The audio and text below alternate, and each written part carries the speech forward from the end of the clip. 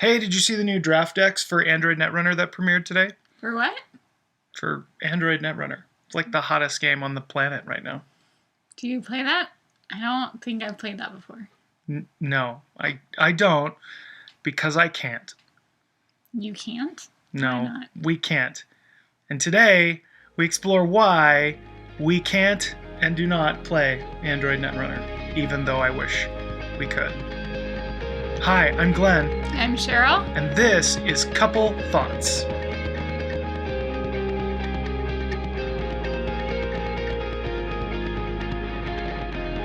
So it is the World Championships for like a bunch of different games right now. It's Fantasy Flight's World Championships, X-Wing, Android Netrunner, Game of Thrones, Star Wars LCG maybe, and then I know Cthulhu LCG, maybe Warhammer Invasion. I don't know, but in any case, all the competitive LCGs, they are currently being contested, and the world champion is being decided, and all that fun stuff. And we won't be the champion. No.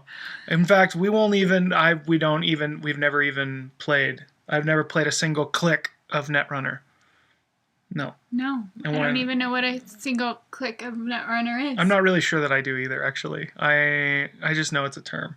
I think it's a unit of time, but okay. So those games are real cool, right? Right. So why wouldn't we play them? Well, the problem is that in some sense they're not even really games.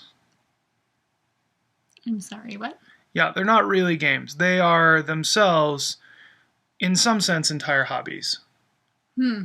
Yeah, so they're not, for example, I mean, it isn't to say they're not games, because they're incredible games, but it is to say that in terms of the amount of your time that can be devoted to them, they can be entire hobbies.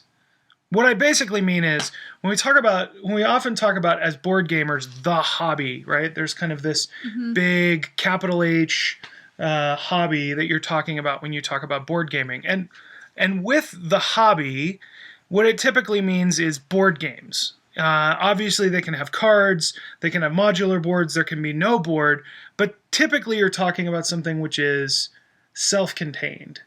So what would be the characteristics that would qualify something under this alternate category of a hobby in and of itself? Sure, that's a good question.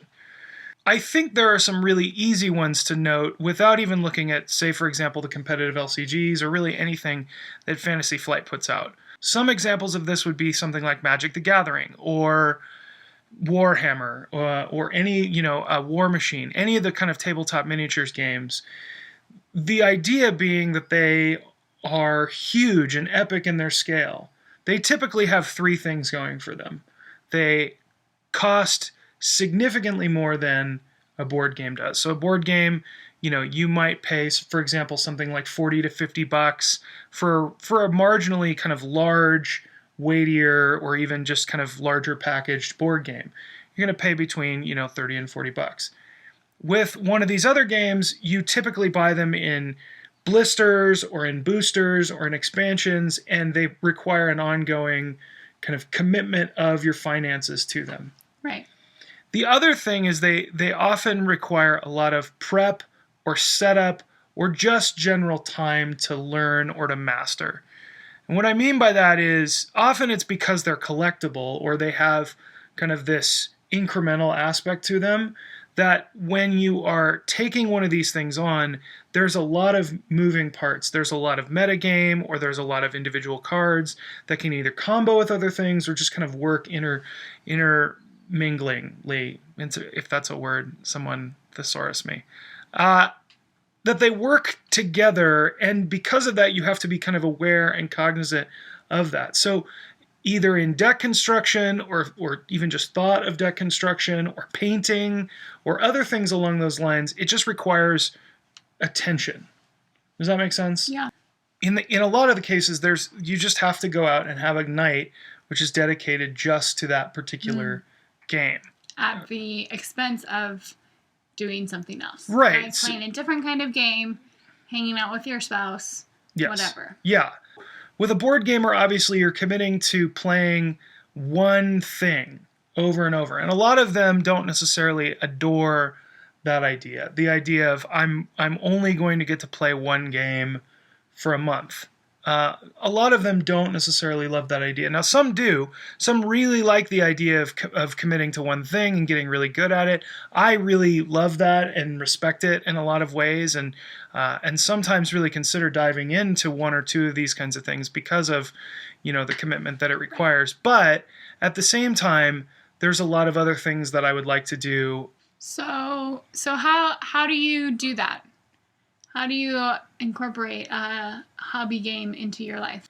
Well, the first thing is you just have to really consider your audience. Like for us, Netrunner is, as much as I would love to play, is just not going to make as much sense for you and I. But let's say, for example, let's say maybe you don't have a spouse, or you're just not, like, the idea of bringing Netrunner into the equation is so important to you that you just decide, okay, we're going to play a game like this. Any of those games which are going to be hobby games, and we're going to do it no matter what. Mm-hmm. Okay, so we're just kind of, and you're going to make it happen somehow. Let's assume that we get to that point. The other thing then is to kind of board gameize your hobby. What does that mean? So what I mostly mean is it's taking your hobby, Okay, and it's making it a palatable and packageable thing. So what I mean by that is, let's say, for example, that you decide that you're going to play something like X-Wing. It's having 2 or 3 pre-constructed squadrons ready to go. So if you get someone who decides they want to play with you, you can have, let's say, for example, 2 or 3 50-point squadrons that are ready to go. And you just say to them, hey, do you want to play the Rebels? Do you want to play the Imperials? Do you want to play this Y-Wing squadron I have, or do you want to play this X-Wing squadron I have?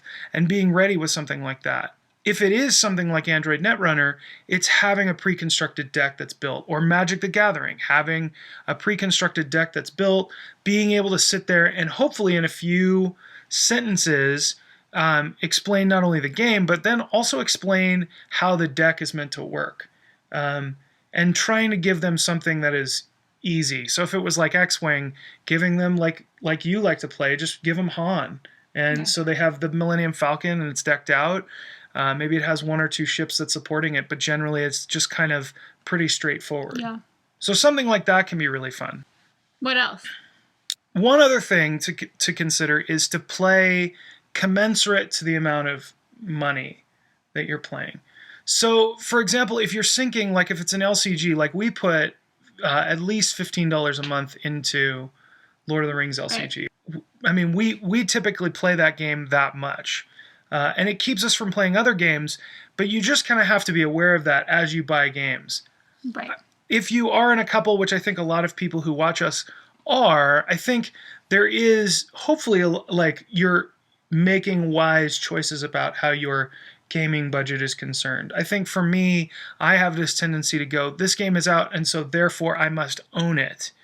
But I have to really go through a lot of checks and balances when we are purchasing something, because I have to go like, how many times is this game going to really make it to the table? Well, the other aspect of the time thing is also just saying, like, maybe it means if it's setting a goal and saying, okay, if my goal is to be the next grand world champion of Game of Thrones, that's could potentially be fine, but it may mean that I have to sell all the rest of my games, or I could sell all the rest of my games, or I could just recognize that I'm not going to be committing time to those things anymore.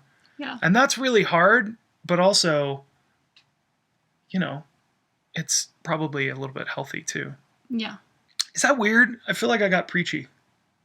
No. I think I get, yeah. Well, I think thing is, to bring it back, is that all of these things are good to help keep in check some game hobby things. I'm going to stick with that. Yeah, that was good.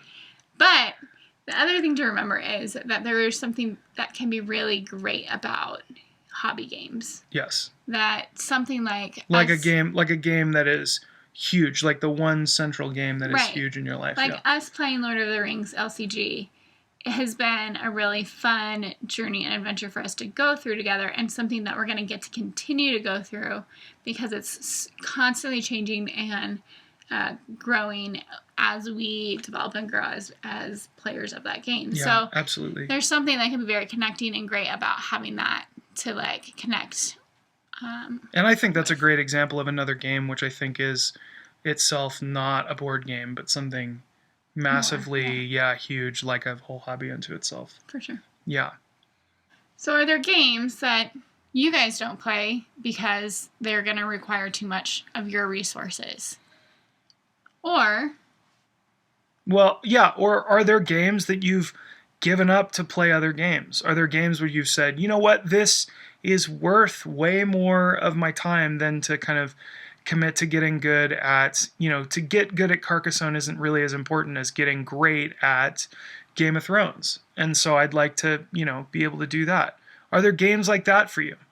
Let us know. Yeah, let us know. Comment below, or you can shoot us a YouTube video, and we'll try and even show a part of it next time if we get video responses.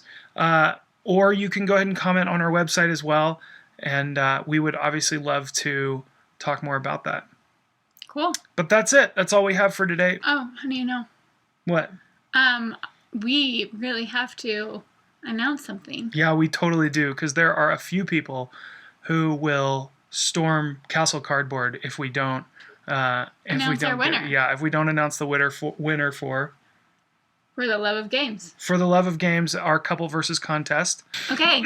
So the winner is. The winner is, after a ton of great entries. Oh yeah, for sure. They were fun. It was really hard for us to make a decision because there were some really heartfelt and fantastic and creative entries. A lot of people with their families, a lot of people with their loved ones. It was a lot of people with games that they enjoy playing, or creative things that they've done with games. We had one guy who had been in the big 1,000-person game or million-person game, Catan game, at Gen Con last year. So, or just this last, summer. So tons and tons and tons and tons of really cool entries. And when we do one of these again, I hope we get more people who are interested as well. And I hope all of you guys participate again next time when we do it. Okay. Okay, so who is it? It is. Do you want to announce it? I'd prefer if you announced it. Me? Yeah. Oh, okay. You ready? Yeah. Go. Devin Lewis. Devin Lewis.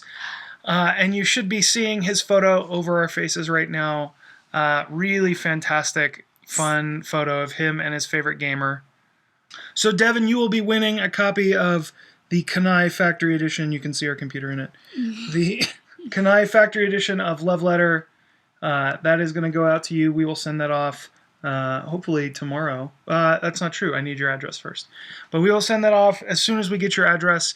And that is what we have. I hope you guys enjoyed the contest. I hope you guys are enjoying the stuff that we have. We are stoked to be able to serve you guys with this. So please come back, and please come tell your friends more. So thanks for watching, and we will see you next time.